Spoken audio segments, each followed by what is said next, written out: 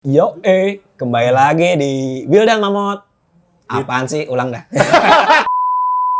Nongkrong lagi di Wildan Mamot di Total Politik bersama gue Wildan dan temen gue.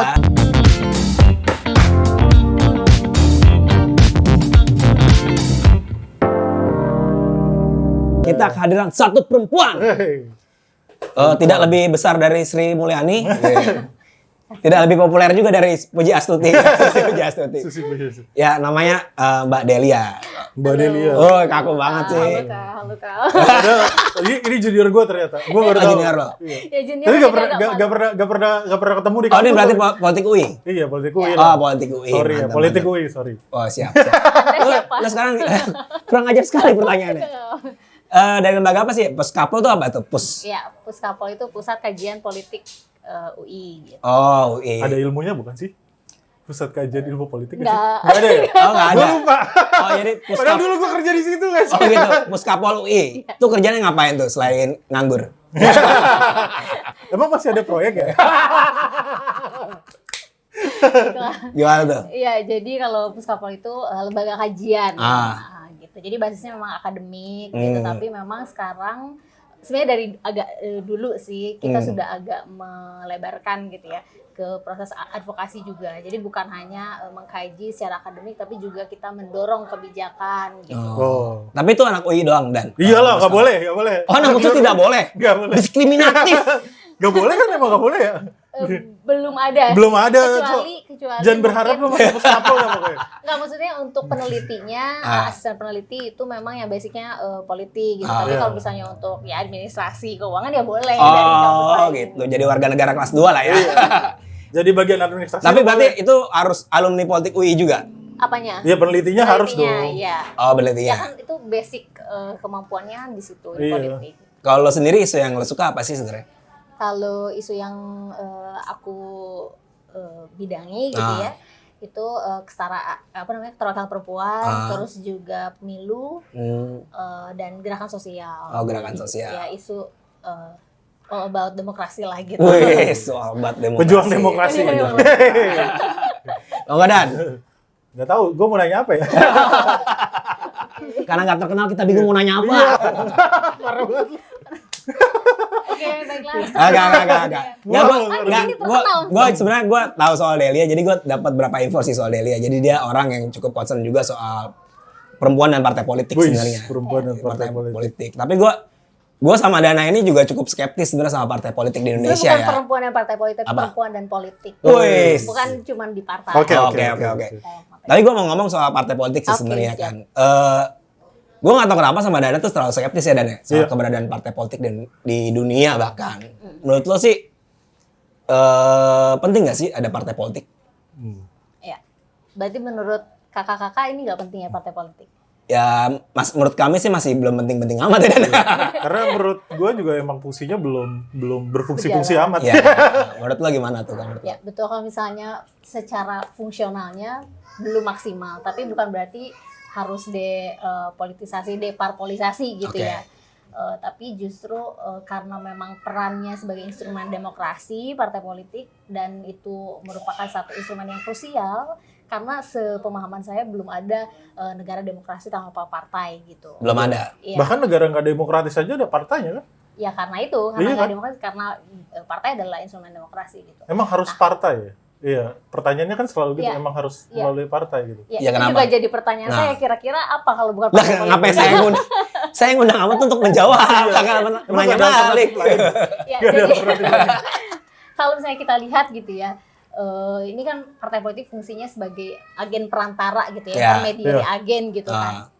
Dan itu fungsinya hanya dimiliki gitu, bukan hanya partai politik, sebenarnya NGO juga dia sebagai intermediary agen. Tapi ketika bicara partai politik, bicara soal organisasi politik, dan itu bicara soal rekrutmen kepemimpinan gitu, dan di NGO itu nggak bisa gitu karena kepentingannya berbeda gitu. Nah, jadi memang partai politik sejauh ini dalam konteks demokrasi masih menjadi satu-satunya entry point buat adanya sirkulasi elit kayak gitu loh, Kak.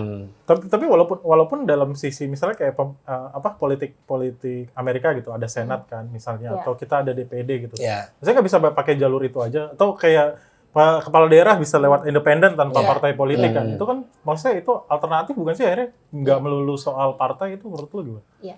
Nah, kalau itu bicara juga soal konsolidasi politik dari banyaknya kepentingan gitu ya. Ini kalau misalnya bicara soal individu, kadangkala misalnya kepala daerah saja ketika dia misalnya mencalonkan diri dari jalur independen, banyak sekali yang berkonflik gitu pada akhirnya hubungan eksekutif dan legislatifnya. Karena walau bagaimanapun, iya gitu. Jadi banyak konflik akhirnya dijatuhkan dan lain sebagainya gitu. Karena DPR-nya masih partai ya kan, masih di partai gitu. Tapi ngomong-ngomong nih ya, itu kan bicara soal demokrasi modern gitu. Atau enggak, gue pengen tahu ada gak sih sebenarnya negara yang nggak pakai partai di dunia ini sekarang yang kontemporer gitu? Kalau dulu kan pasti nggak ada partai kan. Partai kan sarana politik baru-baru lah, ya kan? Ada gak di negara sekarang ini? Kalau bicara soal negara demokrasi, sepemahaman saya nggak ada ya. Sepanjang dia demokrasi, selalu ada partai politik meskipun variannya berbeda. Ada partai dominan, partai tunggal gitu ya, ada multipartai dan lain sebagainya. Itu tergantung juga sistem pemerintahan yang dianutnya. Tapi kalau misalnya di sistem yang monarki, mungkin itu banyak yang memang tidak memiliki partai politik gitu, karena memang bukan demokratis kan sistemnya gitu, kerajaan dan lain sebagainya gitu. Nah, dari sekian baik yang dipelajarin nih di Puskapol, yang paling ideal tuh sebenarnya sistem partai politik kita tuh kayak gimana? Tunggal, apa multi partai, apa kayak di Amerika cuma 2 gitu? Iya. Jadi kalau dari kajian kita ya, kita sebetulnya nggak mengarahkan pada dia multi partai sederhana atau multi partai yang majemuk gitu, yang banyak gitu ya. Sekarang kondisinya multi partai yang lebih dari 5 atau 6 gitu ya. Dan banyak memang kajian yang lebih mendorong ke partai multi partai sederhana gitu. Nah, tapi kalau kami melihatnya bukan soal itu ya, tapi soal bagaimana partai politik itu menunjukkan representativeness-nya. Dia bisa mewakili gitu loh. Karena fungsi partai itu salah satunya gitu kan. Karena memang konteks di Indonesia sendiri partai politik itu homogen gitu loh jatuhnya. Jadi nggak punya diferensiasi. Jadi walaupun banyak seragam gitu ya. Iya gitu. Nah, justru seragam yang harus didorong adalah kalaupun banyak tapi dia punya spesifikasi ideologinya, entah programnya. Misalnya kalau di Inggris atau di Amerika gitu ya, itu kan 2 tapi benar-benar kelihatan bedanya. Satu kiri, satu kanan. Kayak Demokrat sama Republikan udah jelas tuh bedanya gitu. Kalau di Indonesia banyak tapi sama. Jebolan Golkar. Disebut lagi. Nah, kalau misalnya kita mau mendorong ke arah penyederhanaan partai politik sampai 2 atau 3 pun menurut saya itu agak sulit karena kita punya historis yang agak buruk gitu ya soal penyederhanaan partai. Oh iya, dulu kan cuma 3 kan, Orde Baru. 2 sebenarnya. 2, 1 karena golongan ya? Nggak dianggap partai politik. Cuma dia bukan partai politik. Organisasi kekaryaan. Gitu. Jadi ada historis yang tidak baik gitu ya di dalam konteks Indonesia. Jadi kalau misalnya mau ke arah sana, misalnya nih banyak tulisan sekarang yang membicarakan tentang partai Islam. Jadi partai Islam yang nggak pernah bisa di-merge gitu ya. Karena partai Islam sendiri punya banyak kepentingan dan lain sebagainya gitu. Nah, itu juga memang kembali ke sejarah kita gitu. Ketika disatukan justru memang nggak efektif juga. Makanya pas di reformasi itu terpencar lah gitu. Jadi banyak partai. Tapi kalau gitu pertanyaannya gue, kenapa akhirnya partai politik kita jadi homogen? Nggak tahu, pernah nggak sih ada riset soal itu yang akhirnya bilang kenapa akhirnya kita nggak bisa, partai kita tuh nggak heterogen dalam isu, dalam ideologi gitu. Karena kan semua kayaknya homogen. Sama gitu ya, program-programnya sama gitu. Ya mau di-link sama siapapun, even kalau zaman dulu tuh ada ya misalnya kayak... Ya kalau dulu kan jelas kayak PNI lebih basis masa, PSI lebih elit, terus Masyumi ke kelompok Islam, PKI yang tani gitu. Nah, maksudnya kenapa akhirnya heterogenitas atau ideologi partai itu nggak beda-beda gitu? Menurutku karena memang karakternya bukan basisnya ideologi, tapi lebih ke personal dari dari tokoh pemilik figur base base. gitu. Iya gitu. Jadi karena figur base akhirnya kan ya muncullah fenomena oligark gitu. Terus rekrutmen di partainya juga ternyata nggak demokratis. Jadi kalau misalnya kita lihat problema partai politik di kita itu kan dia sebagai instrumen demokrasi, tapi dia sendiri nggak mendemokratisasi dirinya sendiri gitu loh. Itu jadi satu keanehan gitu. Anomali berarti ya, ada juga, anomali gitu. di situ poinnya.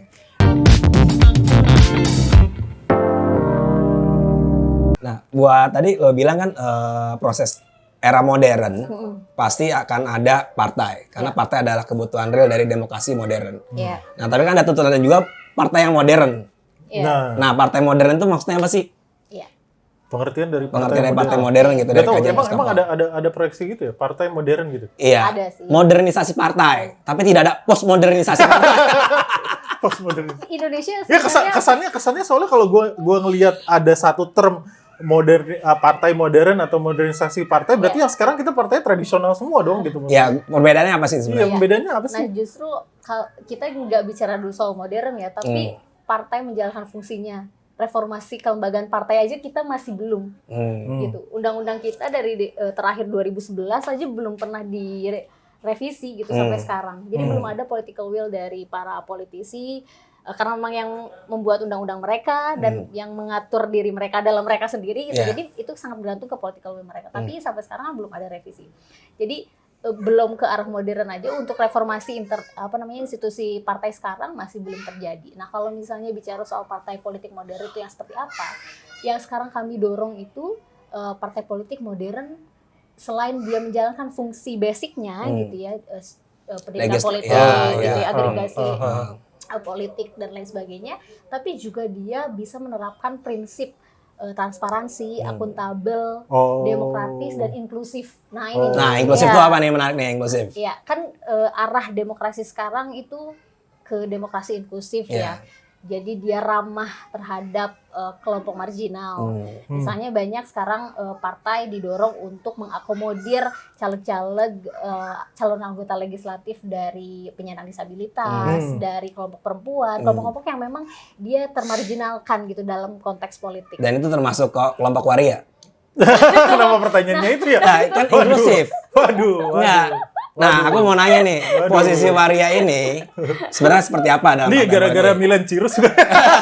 Lah bisa jadi kan ini hak-hak politik juga gitu kan. Itu terdefinisikan nggak sih sebenarnya sama partai politik sekarang? Nah, itu kita belum mengkaji soal itu ya. Kita memang lebih banyak inklusifnya masih malu-malu lah ya. Kurang radikal. Ya, lanjut. Bukan kurang radikal, kurang ribet. Lanjut. Oh, tapi itu emang belum ada kajian soal itu ya? Belum. Kita memang fokusnya di isu perempuan. Kalau Puskapol sendiri ya, kalau misalnya penyandang disabilitas kan memang ada organisasi atau NGO atau lembaga kajian yang memang mengkaji soal itu. Kalau kami memang lebih fokusnya di isu keterwakilan perempuannya. Oke, perempuan. Kayaknya lebih banyak kesini jadinya ya. Gak apa-apa, Saudara. Gak apa-apa. Gue udah tahu kok kayak Puskapol kayak gimana. Pernah kerja di sana. Kan sombong. Kan apa yang mau daftar? Jangan harap Anda. Jadi udah familiar gue. Familiar. Tapi maksudnya gue menarik sih karena yang gue tahu adalah emang Puskapol kan sering banget adain kajian ya. Mungkin kajian terakhir lo soal partai politik yang dilakukan Puskapol apa sih? Iya. Jadi terakhir itu kita sekarang nih masih sih dalam proses kita mengkaji soal pembiayaan afirmatif. Jadi memang apa itu pembiayaan afirmatif tuh? Afirmatif terkait partai politik. Ya, afirmatif untuk perempuan. Perempuan. Gitu, Oke. Sudah dikasih 30% masih diafirmasi. Mau apa perempuan Indonesia? Mau apa kamu? Awas lu itu pesanannya Dana. Skenario dari Dana. Anda diserang SJW nanti. Baik-baik diserang SJW nanti. Ya. Tapi itu pertanyaan gua, kenapa udah diafirmasi secara 30% lo masih mau ngafirmasi lagi gitu? Kenapa nggak ngebantu? Apa yang kurang dari afirmasi itu? Dari kajian yang lo ambil? Jadi Puskapol itu memang mengkaji soal isu keterwakilan perempuan udah lama gitu kayak lama dari zamannya. Lama banget ya, lama. Gitu. Ngomong soal politik dan perempuan lama banget. Iya, jadi memang ada spesifikasi isu yang didorongnya itu. Nah, tapi setelah kita refleksi, kan selalu ketika misalnya habis pemilu kita refleksi lagi gimana sih keterwakilan politik perempuan di Indonesia, dan ternyata memang kemarin terakhir itu di 2019 keterwakilan di DPR itu memang ada kenaikan ya dari 17% ke 20,5%. Tuh kan ketua DPR-nya aja perempuan. Yeah. Anda masih belum puas. Anda mau menguasai dunia ini. Ini gue jadi ingat lagunya Kaim Sasikun kalau pria dijajah wanita. Gak usah curhat ya. Dina, maaf ya Dina. Iya. Jadi persoalannya memang ternyata setelah kita kaji 40%, 41 sih tepatnya 41% itu yang terpilih adalah kerabat dari oligark atau enggak pemegang saham partai gitu. Iya, betul. Jadi seperti kepanjangan tangan gitu ya. Tapi sebetulnya kalau misalnya kita bicara soal kekerabatan, oligarki, dinasti dan lain sebagainya itu bukan khas perempuan ya. Laki-laki juga betul, itu. Betul. Tapi kalau kita bicara lagi sejarahnya, ini kan perjuangan yang panjang buat memasukkan perempuan ke ranah politik itu kan perjuangan yang panjang. Dan ternyata memang sumber daya perempuan itu masih selalu tertinggal gitu dari laki-laki ya, kecuali memang orang-orang yang dia adalah istrinya atau anaknya dan lain sebagainya. Nah justru kenapa kita mendorong pembiayaan afirmatif itu salah satunya adalah untuk meningkatkan kapasitas dari kader perempuan, karena ini pembiayaan afirmatif yang didorong ke partai politik. Jadi bagaimana ada alokasi khusus untuk pendidikan politik perempuan, khususnya untuk politisi perempuan dan kader perempuan gitu ya.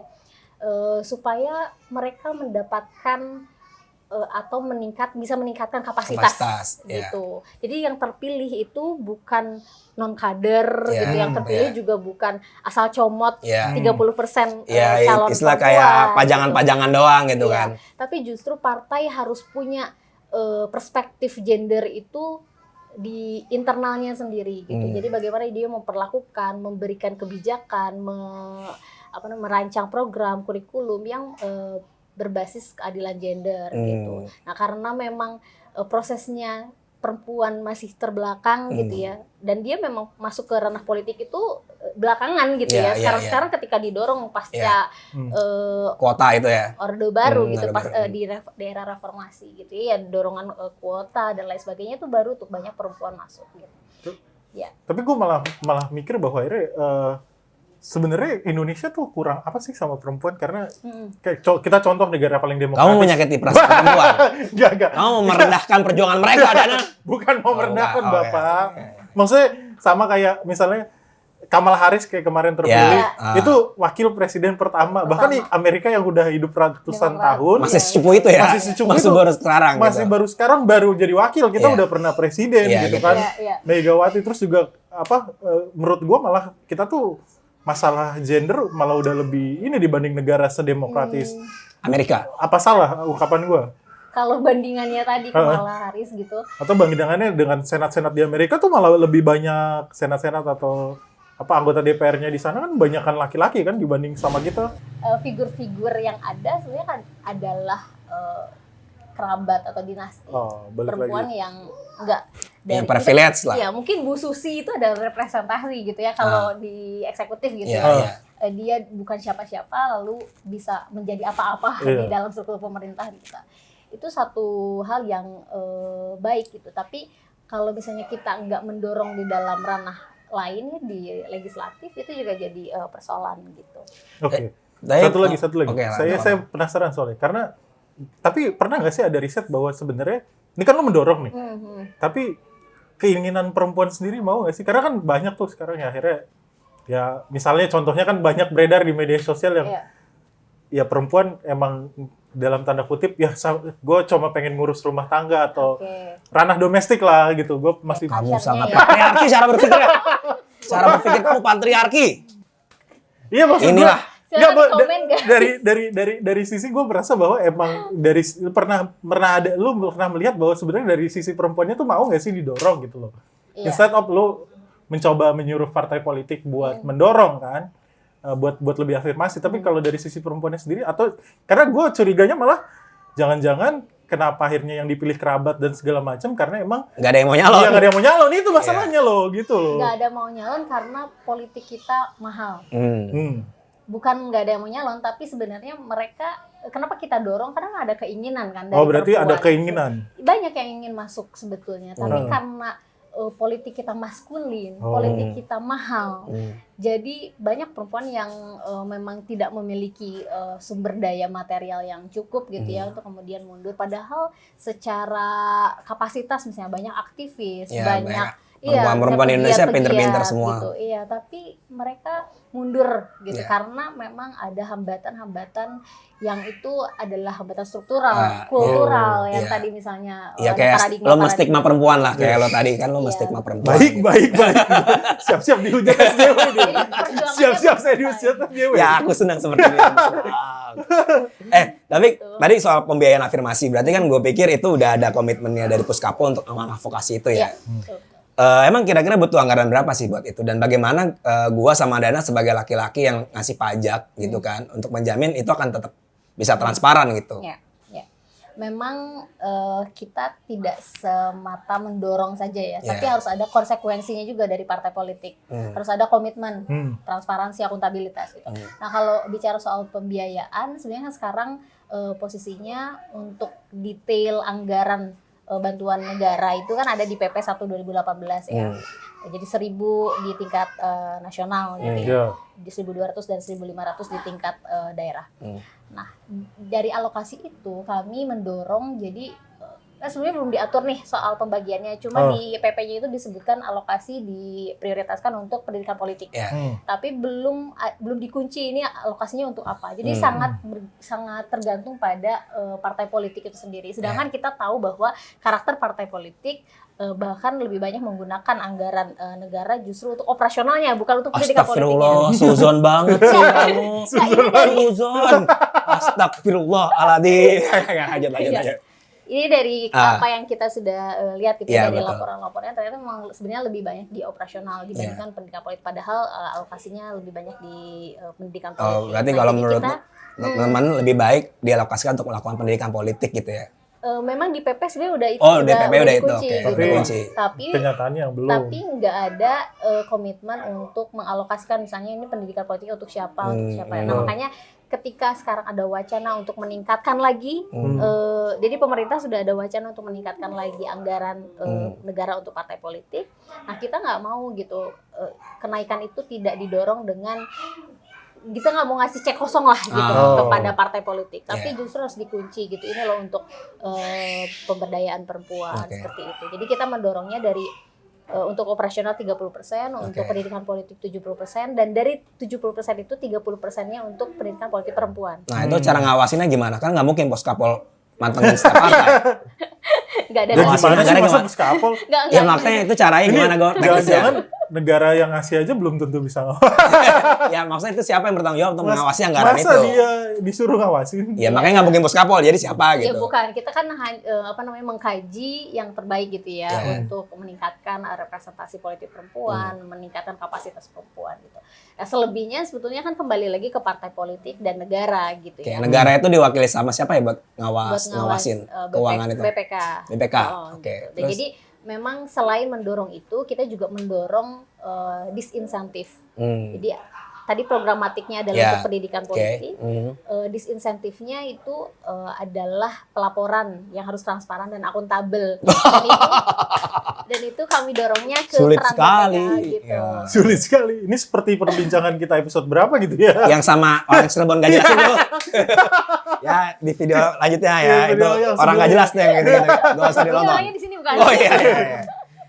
Oke, berarti memang itu adalah perjuangan yang paling penting ya untuk melakukan proses transparansi. Terutama berarti gue bisa bilang gini, kalau seandainya proses transparansi itu tidak berjalan dengan baik, kemungkinan afirmasi terhadap perempuan pun juga akan tidak makin berjalan. Jauh itu pasti makin jauh.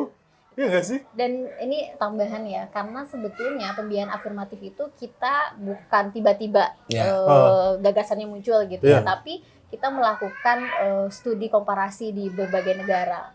Gitu. Itu masuk bagian dari SDGs itu bukan sih? Iya, masuk SDGs. SDGs kan yang pasal 16 tuh transparansi. Itu SDGs itu apa sih?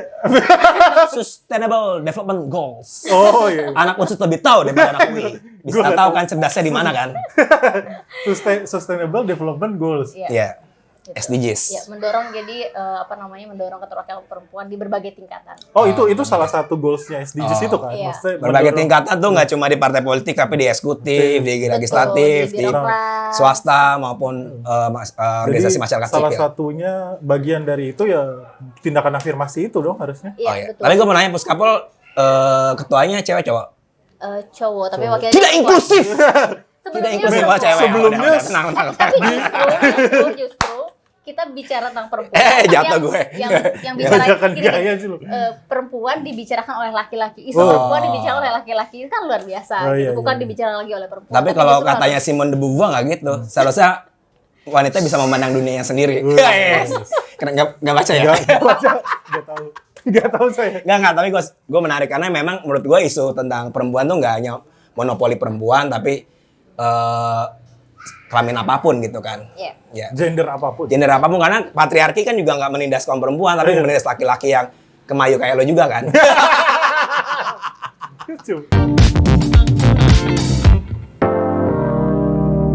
Gue mau nanya, itu kan tadi kita ngomong struktural kultural, gue mau bicara soal agensinya anak muda sebenarnya. Jadi Oke.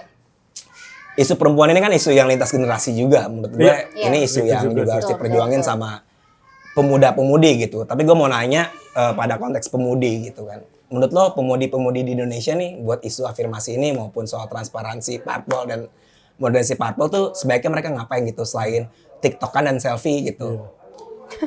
TikTok dan selfie. Iya, selain itu. Sama beli skincare mahal gitu. Atau goyang-goyang di Generalisir Instagram. banget ya, aku enggak. Anda juga patriarki sama aja. Aku terjebak patriarki. Aku terjebak Cowok patriarki. pakai skincare. Ada juga Ada aja. yang Ada pakai juga sih, skincare. tapi gua nggak mampu.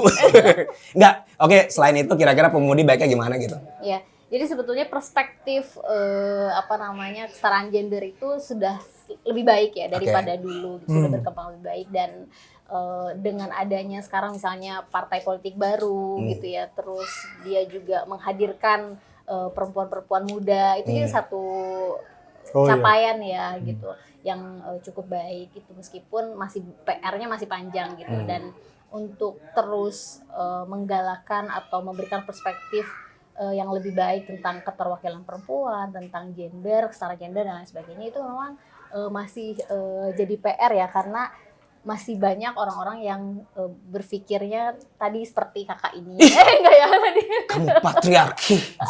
Saya memang Kamu patriarki. Langsung gue gitu. Aku ya.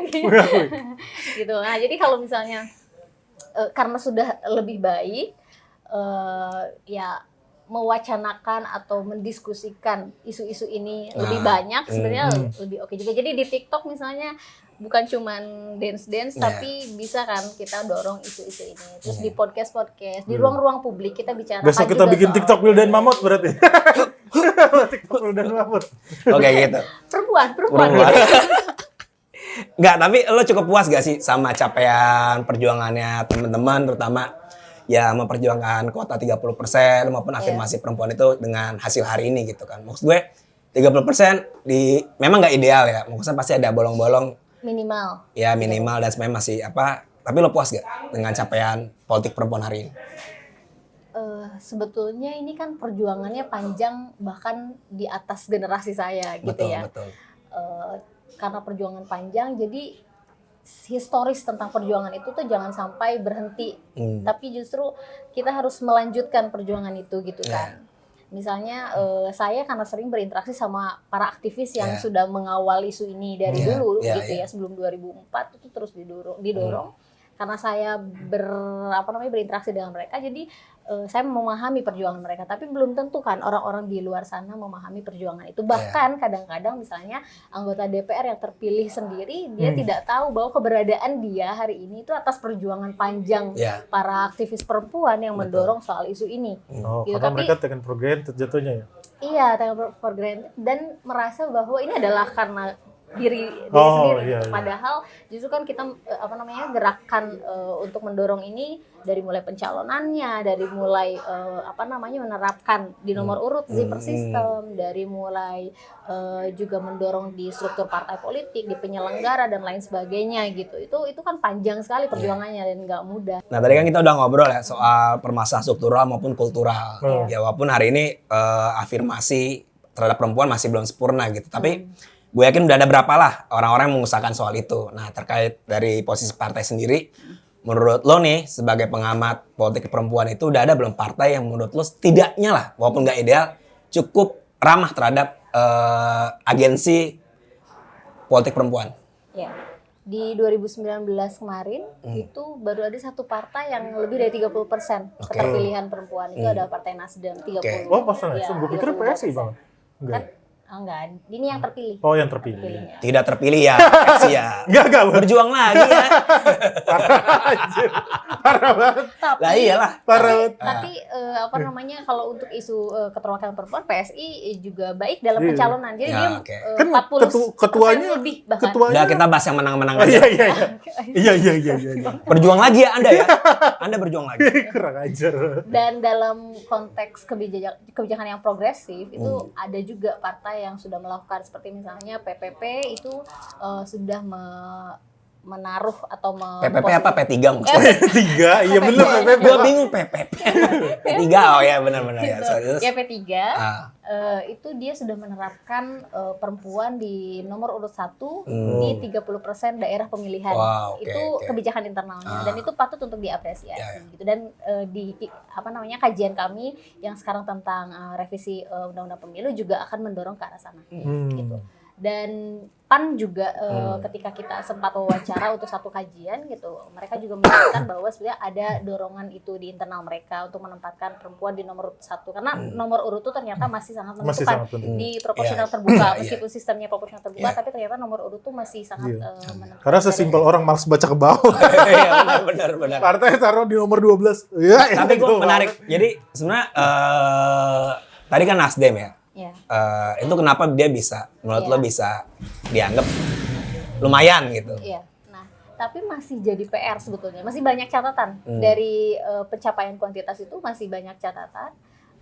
Yang salah satunya adalah sebetulnya yang terpilih juga banyak dari kerabat dan lain sebagainya. Nah, ini juga masih jadi catatan. Tapi ini adalah satu langkah yang baik gitu untuk mendorong keterwakilan perempuan. Nah, setelah ini kader-kadernya dilatih dan lain sebagainya gitu, dan ini jadi satu presiden yang baik lah ya, contoh yang baik gitu untuk partai politik yang lainnya sebagai langkah awal. Tapi gue juga tadi yang cukup takjub juga soal P3, dia punya afirmasi seperti itu ya, maksud gue itu kayak mematahkan anggapan bahwa organisasi Islam melestarikan patriarki ya. Maksudnya ini ternyata mereka sangat cukup punya kepekaan gender yang lumayan oke gitu. Iya, itu juga karena memang banyak aktivis perempuan di dalamnya, di dalam struktur partai politiknya. Nah, yang menarik juga ada satu partai, PKS. Dia di 2014 hanya ada satu orang yang terpilih, Bu Ledia. Tapi di pemilu 2019 itu 8 orang. Wow, gila ya. Gitu. Jadi jangan ragu untuk masuk partai-partai manapun. Ternyata udah mulai mencoba untuk inklusif juga terhadap perempuan. Jadi untuk perempuan. Jangan sampai memperkuat stigma perempuan. Ya salah satunya biar stigma itu luntur adalah baik perempuan yang masuk ke partai politik juga gitu. Nah, kamu kapan daftar partai politik? Jangan jadi komentator aja. Tapi bakal gak kira-kira seorang Delia nih masuk ke partai politik? Nah, itu yang sering dikomentari oleh ibu-ibu di partai gitu ya. Coba karena gimana caranya kita bisa merekrut anak-anak muda. Coba Delia mau nggak? Kan balik lagi kan nah, lo gimana nih harus jawab? Lo jangan melingkar-lingkar jawabannya. Jangan melingkar-lingkar. Jangan bilang Anda mau ngurus anak aja nanti. Iya. Karena udah capek. Enggak bro, anak cabang, anak partai. Lanjut. Nah, memang sudah saatnya gitu ya. Memandang partai politik itu tidak negatif karena ya itu instrumen demokrasi yang cukup penting. Jadi sudah saatnya juga banyak perempuan-perempuan terlibat untuk memperbaiki justru kultur-kultur atau hambatan-hambatan struktural yang ada gitu untuk masuk ke dalam partai politik gitu. Nah, tapi ya itu kita harus coba untuk memasukkan dulu membuka ruang-ruang itu dulu gitu.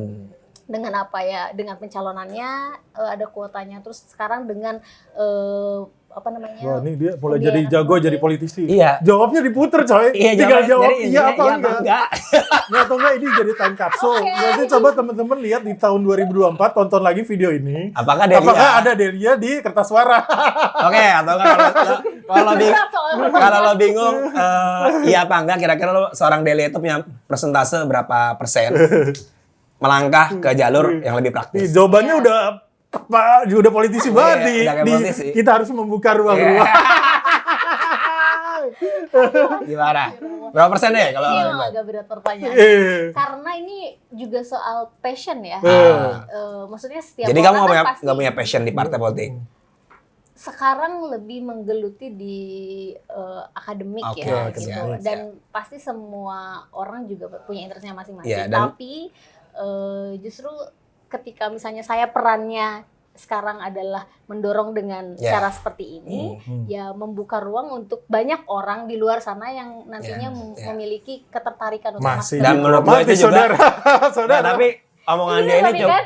harus diapresiasi karena menurut gue gerakan akademis itu juga gerakan politik juga. Ini sikap yang menurut gue juga perlu diisi oleh banyak pihak juga gitu. Nah, walaupun tetap politisi banget jawabannya. Pertanyaan pamungkas dong. Lo aja dong. Gua mulu ya. Ini pertanyaan pamungkas yang ada di Wildan Mamut. Nah. Kalau sampai nih, kita kan nggak tahu ya. Iya. Sampai Delia jadi salah satu apa nih? Coba bingung. Salah satu pimpinan partai. Pimpinan partai. Oke. Apa yang akan dilakukan? Kebijakan dan program apa yang lo lakukan di partai lo? Iya. Misal Partai Dahlia Goyang Sejahtera. Ya, karena PR besar partai politik sekarang adalah soal kaderisasi. Jadi yang paling utama adalah memperbaiki atau mereformasi institusi partai dengan cara membuka ruang kaderisasi yang lebih baik. Okay. Karena sekarang ya kita tahulah sebenarnya partai politik bisa lebih baik itu ditentukan oleh berapa orang saja. Siapa sih? Kita bisa sebut. Sebut aja. Ketua partai. Gitu. Ya orang-orang yang memang punya jadi pialang sahamnya di partai lah. Jadi sangat bergantung pada elit-elit itu. Jadi ketika kita jadi pimpinan partai ya yang saya akan lakukan yaitu membuka ruang untuk kaderisasi yang lebih baik. Kaderisasi sama rekrutmen tentunya ya. Iya betul. Sama pembiayaan juga tentunya. Tadi satu atau banyak nih? Banyak nggak apa-apa, banyak. Apalagi. Giliran dijawab kayak gini masih ada ambisi. Berarti dia berambisi cuma nggak mau kelihatan aja. Jadi pulang dari sini istiqoroh aku mau bikin Partai Delia Goyang Asyik. Apalagi selain kaderisasi terus. Iya, selain kaderisasi tadi ya mengembalikan atau menjalankan fungsi dasarnya partai politik yang sekarang belum berjalan secara optimal. Gitu. Bagaimana partai politik belum optimal juga dalam menjalankan fungsi pendidikan politik misalnya, mengagregasi kepentingan masyarakat. Dia kan sebagai intermediary agen, justru saya sendiri kadang-kadang ya nggak pernah berinteraksi dan merasa tidak terwakilkan ya gitu. Nah jadi soal fungsi dasarnya saja itu yang diperbaiki itu sebetulnya udah cukup gitu ya. Apalagi kalau misalnya tadi prinsip-prinsip partai politik yang modern itu dilaksanakan itu jauh lebih baik gitu ya. Seperti itu sih. Siap. Kesimpulannya apa? Buat Mamot lah. Ya gue merasa emang akhirnya partai politik kita masih kolot, kolot, belum punya ideologi yang jelas, terus emang harus akuntabilitasnya ya itu bagian dari kolot ya, masih kekeluargaan dong, belum modern kan, lawannya belum modern, akhirnya masih kolot, masih belum ada akuntabilitas, kaderisasi yang masih pakai mode kekeluargaan dan segala macamnya, dan akhirnya ya itulah. Impact dari itu kemana-mana, salah satunya akhirnya keterwakilan perempuan ya nggak sih impactnya, dan ada inklusivitas. Iya inklusivitas itu gara-gara ketidakmodernan si partai membuat dia jadi tidak inklusif, dan akhirnya suara-suara perempuan akhirnya harus emang dipaksa didorong oleh pihak-pihak lain gitu kan, salah satunya Puskapol. Bukan datang dari diri sendiri, kesadaran diri sendiri, dan terakhir sih sebenarnya perjuangan Delia ini nggak akan bukan Delia tapi banyak stakeholders pasti. Iya, perjuangan Delia ini lah nggak akan berguna kalau misalnya teman-teman perempuan juga sadar bahwa emang harus memperjuangkan haknya juga, dan tidak mau, akhirnya mau gitu. Saya bersama kalian SJW perempuan untuk tetap terus bersuara dan akhirnya menggebukan bahwa memang perempuan itu harus diberikan afirmasi gitu. Itu sih kalau gua. Dan ini juga akhirnya sejalan sama tadi apa? SDGs. Sustainable Development Goals. Anak UI tahu ya kapasitasnya UI. Ya. Kalau gue sih sebenarnya pertama gue ada satu percikan optimisme ya ketika gue baru tahu ternyata beberapa partai udah mulai sedikit lebih ramah sama perempuan. Itu poin yang pertama. Yang poin kedua adalah gue tahu sih sebenarnya urgensi dan krusialnya perempuan dalam politik karena hari ini kan kebijakan dan program negara kan selalu didefinisikan dalam kacamata laki-laki. Butuh ada narasi perempuan untuk menyimbangkan agar berapa hal-hal yang belum dihitung negara, terutama hak perempuan itu mulai diperhitungkan oleh negara maupun institusi-institusi pemerintahan yang lain. Itu yang kedua. Yang ketiga, gue lihat memang perlu ada hadirnya negara nih untuk mengafirmasi kekuatan perempuan gitu dengan mungkin pembiayaan atau membantu partai politik. Tapi memang pertanyaan besarnya yang hari ini bahkan sampai detik ini tadi gue belum menemukan bagaimana cara mengawasi transparansi keuangan ketika memang ada biaya afirmasi lagi. Yang ketiga gitu. Nah yang keempat banyak amat Bapak 4. Yang keempat nggak boleh nih banyak-banyak. Iya udah lanjut. Tanda menyimak ya. Lihat kan anak UI kayak gimana ya cara berpikir kan. Anak unsur dia anak UI juga loh. Lah nyambung kita. Anda UI coret. Ya yang keempat. Ampun,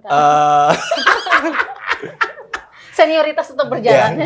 Yang keempat memang hari ini patriarki maupun politik kekerabatan tuh udah hegemonik buat kita gitu kan. Maksud gua orang udah ngerasa itu adalah bagian kultur maupun nasib yang diterima sama perempuan. Tapi dari Delia kita yakin bahwa itu masih bisa dirubah ketika ada agensi-agensi perempuan yang kuat. Nggak hanya menghajar patriarki di ruang privat tapi juga menghajar patriarki di ruang publik. Salah satunya di partai politik. Paling itu sih yang gue bisa dapat dari poin dari Kak Delia. Gue nggak mantap. Ketahuan kan cerdas ya. Ya. Dan itu semoga ini jadi api semangat yang hadir di benak kita bareng-bareng. Semoga perempuan, partai politik dan transparansi anggaran di Indonesia akan menjadi lebih baik dan membuat Indonesia jauh lebih keren. Tanpa pacaran. Oke, bye. Sampai jumpa lagi. Kenapa Bang? Sekarang lagi mau pilkada. Nggak boleh. Oke, gini.